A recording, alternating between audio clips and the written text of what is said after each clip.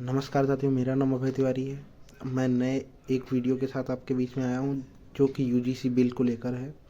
जो ये BJP government UGC bill लाई है, इसमें ऐसा बहुत बड़ी चीज़ें कुछ नहीं है, लेकिन इसको अपडेट ही किया गया है। लेकिन इसमें ऐसे कुछ क्लॉज जोड़े गए हैं जो कि बहुत डेंजरस हैं, जो अपर कास्ट लोग हैं उनके हिसाब से। तो मैटर ये उसमें ये डायरेक्ट उन्होंने डिफाइन कर दिया है कि कौन शोषित करने वाला है, कौन शोषित होने वाला है। मतलब एक प्रॉपर एक कम्युनिटी को आपने ये कह दिया कि यही लोग शोषण करेंगे और दूसरी कम्युनिटी की यही लोग शोषित होते हैं। लेकिन रियलिटी इससे अलग है। बहुत सारी जगह आपने देखा होगा कि बहुत सारे दलित समाज के लोग हैं जो काफ़ी उच्च लेवल पर हैं, वहाँ अन्य सामान्य वर्ग के लोग नीचे लेवल पर हैं। तो ऐसा होता है कि हर जगह सेम चीज़ें नहीं लागू होती हैं। तो ये चीज़ गवर्नमेंट को सोचना चाहिए। हाँ, ये होना चाहिए कि हाँ, यदि ऐसा कुछ होता है तो उस पर प्रॉपर जांच बिठाई जाएगी। पूरी जांच होने के बाद ही हम फैसला लेंगे। लेकिन इसमें तो डायरेक्ट एक्शन की बात की गई है, जिसको लेकर विरोध प्रदर्शन हो रहा है। और हम लोग भी, मैं भी एक सवर्ण समाज से आता हूँ, और देश में 20 से 25% आबादी सवर्ण समाज से आती है। आप इतनी बड़ी आबादी को इग्नोर नहीं कर सकते। वैसे भी नौकरियों में हर जगह आरक्षण लगा के आपने हमारी चीज़ों को रोक दिया है। अब आप देख सकते हैं कितना भी कट ऑफ होता है वगैरह होता है, तो हम लोग ज़्यादा होता है, हम लोग को ज़्यादा क्रॉस करना होता है, ज़्यादा मेहनत करनी पड़ती है, तब नौकरी मिलती है। वो भी बहुत कम ही चांस पे। बहुत बार सामान्य वर्ग के जो मेरिट लिस्ट है उसमें भी अब तो ये भी है कि वो लोग यदि अच्छे नंबर लाते हैं तो हम लोग मेरिट लिस्ट में भी वो अपनी जगह, मतलब सामान्य की सीटें ले सकते हैं, वो जनरल कास्ट की सीटें ले सकते हैं। तो ये भी काफ़ी खतरनाक है। वैसे भी आपने लिमिटेड चीज़ें हमें दी हैं, और उसमें भी यदि अन्य कम्युनिटी के लोग आके ले लेंगे तो हम लोग कहाँ जाएंगे।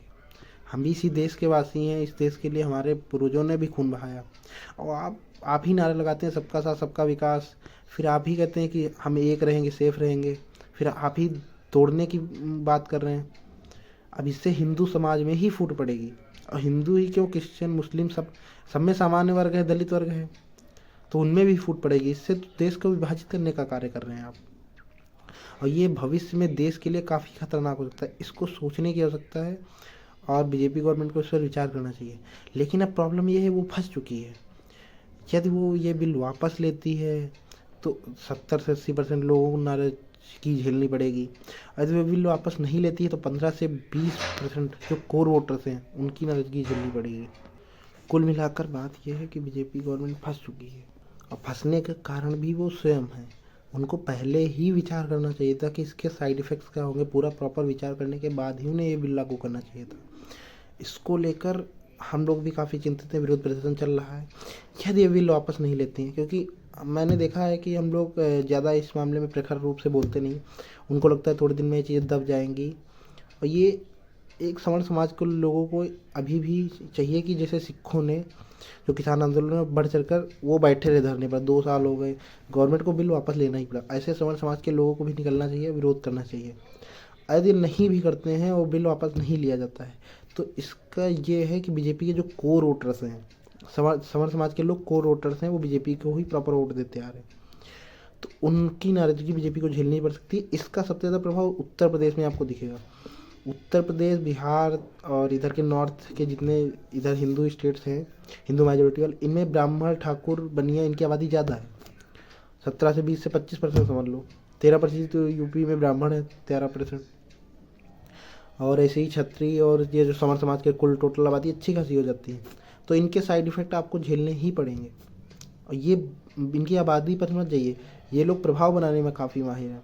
ये अन्य जातियों पर भी काफ़ी प्रभाव बना के रखे हुए हैं, जो कि आपको काफ़ी बड़ी संख्या में आपको नुकसान पहुंचा सकता है। और कुल मिलाकर बात यह है कि बीजेपी अब फंस चुकी है। उसे यदि इससे निकलना है तो उन्हें कुछ नहीं करना होगा। आप प्रॉपर एक कमेटी का गठन कीजिए जो इसकी जांच करे, और इसमें जो साइड इफ़ेक्ट्स हैं उनको सही तरीके से लागू करिए।